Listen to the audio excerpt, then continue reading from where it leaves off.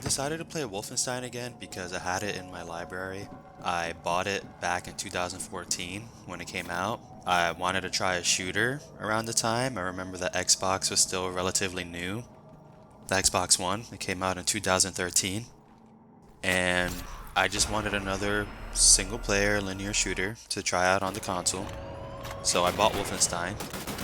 I got a couple levels in and then I dropped it. I stopped playing it.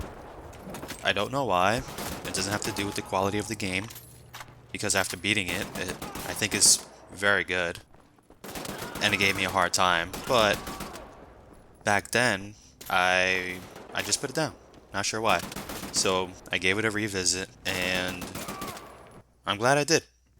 I'm glad I did. It was on Game Pass. This is after. This is months after Xbox announced their acquisition of Bethesda. So all of that's in my mind right now. I do want to get more familiar with Wolfenstein. Before beating Wolfenstein The New Order, I've never played any other Wolfenstein, so this is my first entry into this series. I do want to keep going forward. I don't know if I'll revisit the old ones.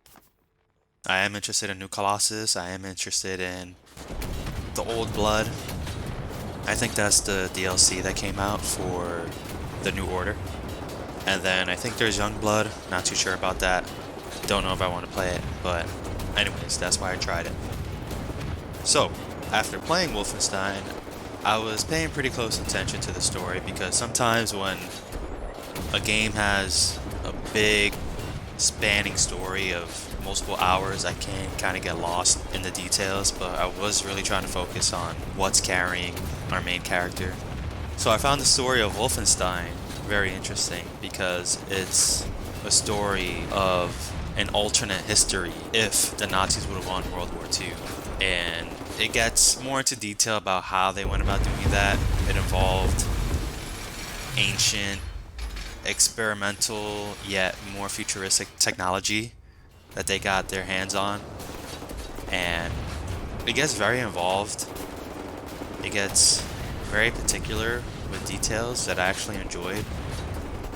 One specifically that I really liked was playing around in the levels. You always find these, like game diaries or game journals and newspaper clippings hanging on bulletin boards and such.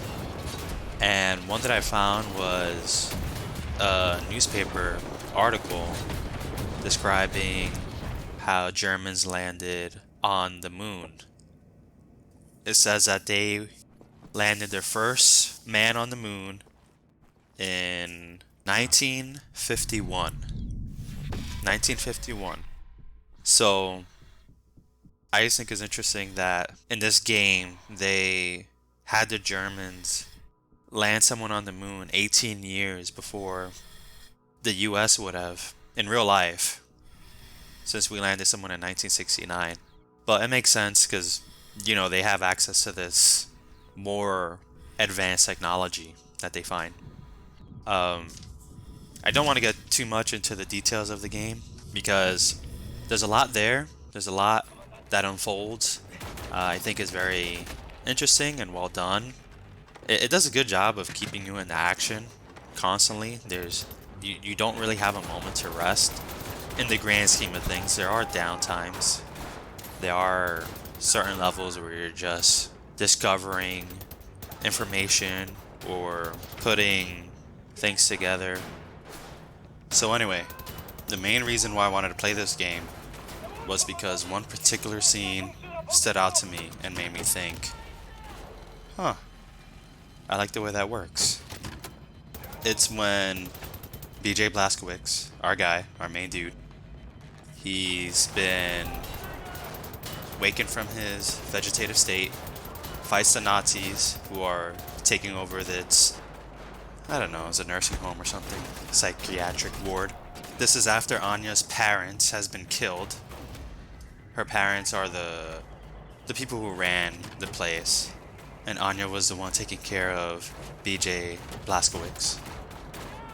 But anyway, this is after he kills all of them, gets with Anya. They escape to her grandparents' farm.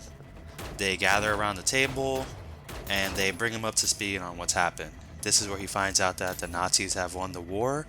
It is 14 years later. They surrendered 12 years ago. This was after they dropped an atomic bomb in New York and they were forced to surrender. They lost the war and pretty much everyone has accepted their fate.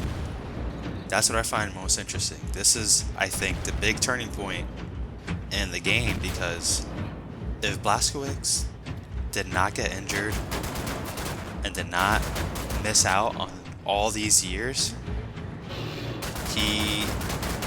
I think he also would have been accepting of this fate as well. I think he would have settled into this new life. Matter of fact, no, I take that back. I think he would have kept fighting, but he would have been imprisoned just like the rest of the resistance fighters. Because there are still resistance fighters.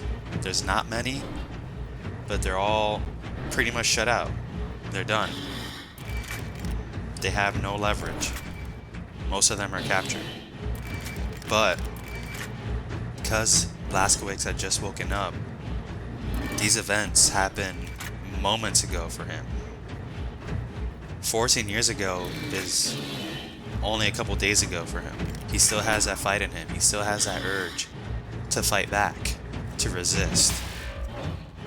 He still can make a change. That's what he believes. And that's what I love about the story. That's what I love about this moment. Anya's grandparents tell him, it's over.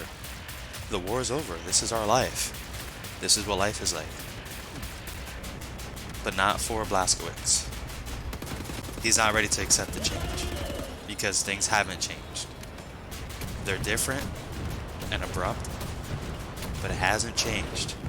He can still fix this. That's what I found most interesting.